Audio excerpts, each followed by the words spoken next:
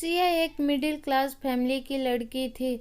उसने साधारण पढ़ाई लिखाई की थी, पर देखने में सुंदर होने के कारण उसका रिश्ता राघव के लिए राघव की मां शांति मेहता ने मांगा तो सिया के पापा निहाल हो गए।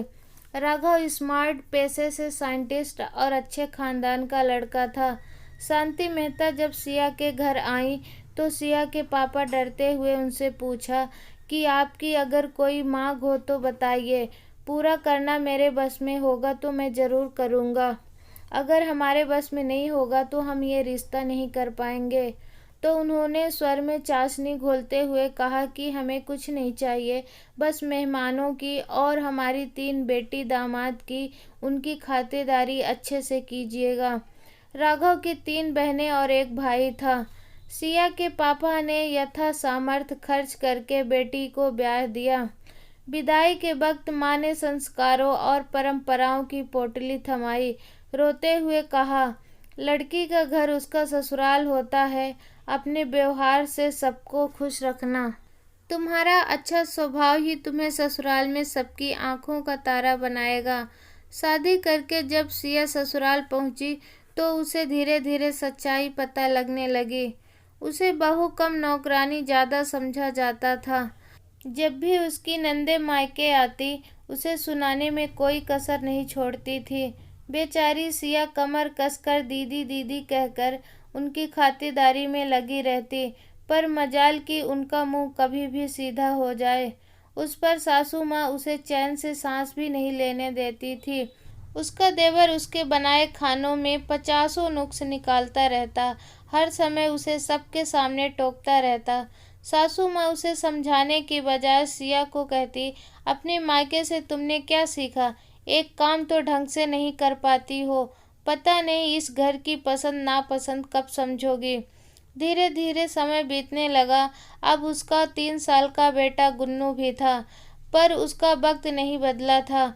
वह कभी राघव से कुछ कहने की कोशिश करती तो उल्टा उसे डांट देता कि मुझे तो कभी कोई खराब व्यवहार नहीं दिखाई देता। दीदी और माँ तुम्हें कितना प्यार करते हैं, नितेश तुम्हारी कितनी रिस्पेक्ट करता है, तुम मेरे मन में शक पैदा मत करो। वह बिल्कुल मूक बन गई थी। जब उसके देवर नितेश की शादी हुई, उसकी देवरानी निशा काफ़ी रिच फैमिली से आई थी। जुबान की बेहद मीठी थी, पर काफ़ी तेज थी। उसने तीनों नंदों के दिल तोहफे देकर व मीठी मीठी बातें करके दिल जीत लिए थे।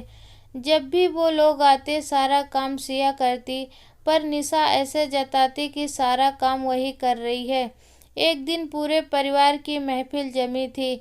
डिनर के बाद सिया सबके लिए खीर लेकर आई। सबने खाई तो बड़े नंदोई जी ने तारीफ की, खीर बहुत अच्छी बनी है।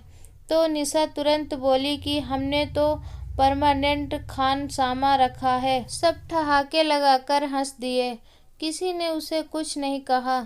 सिया को बहुत धक्का पहुंचा। निशा को तो वह छोटी बहन समझती थी। वह चुपचाप अपने कमरे में आ गई। काफ़ी देर तक रोती रही, फिर सोचने लगी, क्या यही इज्जत है उसकी इस घर में। राघव से तो कोई उम्मीद करनी बेकार है, उसे अपनी लड़ाई खुद लड़नी होगी। अगले दिन सुबह वह खड़ी नहीं उठी। सासू माँ भुनभुनाते हुए कमरे में पहुँच गई। सिया तुम अभी तक खड़ी नहीं उठी, घर का काम कौन करेगा, तुम अपने मायके से नौकर तो लेकर नहीं आई हो। सिया ने कहा, माँ जी मेरी तबीयत ठीक नहीं है, मैं कुछ नहीं कर पाऊँगी, निशा कर लेगी, वो तो बच्ची है, उसके बस का नहीं है। सिया तो जैसे आसमान से गिर पड़ी। उसने राघव को आवाज़ दी, सुनिए, आज का नाश्ता आप अरेंज कर लीजिए, मेरी तबीयत ठीक नहीं है और माँ जी कह रही हैं कि निशा बच्ची है, वो नाश्ता नहीं बना पाएगी। माँ, निशा क्यों नहीं बना सकती, राघव ने कहा। सासू माँ सिया को घूरती हुई चली गई। जैसे तैसे सास बहू ने नाश्ता बनाया। आज किसी ने कुछ नहीं कहा, सबने बिना चू चपड़ किए खा लिया। अब 2 दिन बाद संडे था। सासू माँ ने नंदों के परिवार सहित खाने पर बुलाया। सिया खाने में क्या बनाओगी? ऐसा करो, राजमा चावल, भरवा भिंडी, पनीर बटर मसाला, रोटी, मीठे में गाजर का हलवा बना लो। सिया बोली, ठीक है, मैं पनीर बटर मसाला राजमा चावल बना लेती हूँ, बाकी निशा बना देगी। पर भाभी, निशा कैसे बनाएगी? नितेश बोला, जैसे मैं बनाती हूँ। ऐसा कहकर वह लापरवाही से उसको अनदेखा करते हुए उठ खड़ी हुई। राघव भी बीच में बोल उठा, अरे दीदी को भी तो निशा के हाथ का खाना खाकर बताएं कि हमारी निशा कितना अच्छा खाना बनाती है। अब निशा को ना चाहते हुए भी खाना और काम करना पड़ रहा था। धीरे धीरे सिया ने हर जगह अपनी प्रतिक्रिया व्यक्त करनी शुरू कर दी, चाहे घर का काम हो या बाहरी मामला। पर वह समझ गई थी कि अब वह जो भी कहेगी सब राघव के सामने। सिया को जो भी कुछ कहना होता वह राघव के सामने कहती। ऐसे में कोई भी कुछ नहीं कर पा रहा था, क्योंकि सारी बातें आमने सामने होती थी। निशा की मिठास गायब होने लगी थी और नितेश का विरोध बढ़ने लगा था। जब तक सिया सह रही थी तब तक सब ठीक था, पर जब उसने बोलना शुरू कर दिया तो सबकी असलियत सामने आने लगी थी। फिर एक दिन अचानक नितेश ने घोषणा कर दी कि उसने फ्लैट खरीद लिया है। डेकोरेशन का काम चल रहा है, 1 महीने बाद शिफ्ट हो जाएगा। सासू माँ चुप थी, शायद वो समझ चुकी थी कि कौन गलत था। तीनों नंदे नितेश को समझा रही थी कि फ्लैट को रेंट पर चढ़ाकर यहीं पर रहे। पर निशा ने बोला, नहीं दीदी, हमने बड़े प्यार से अपना घर खरीदा है, हम अपने घर पर ही जा रहे हैं, आप लोगों से मिलने आते रहेंगे। नंदे ये सुनकर अवाक रह गईं कि वह अपना घर है तो ये किसका है। वे चले गए। अब घर की स्थिति बदल चुकी है।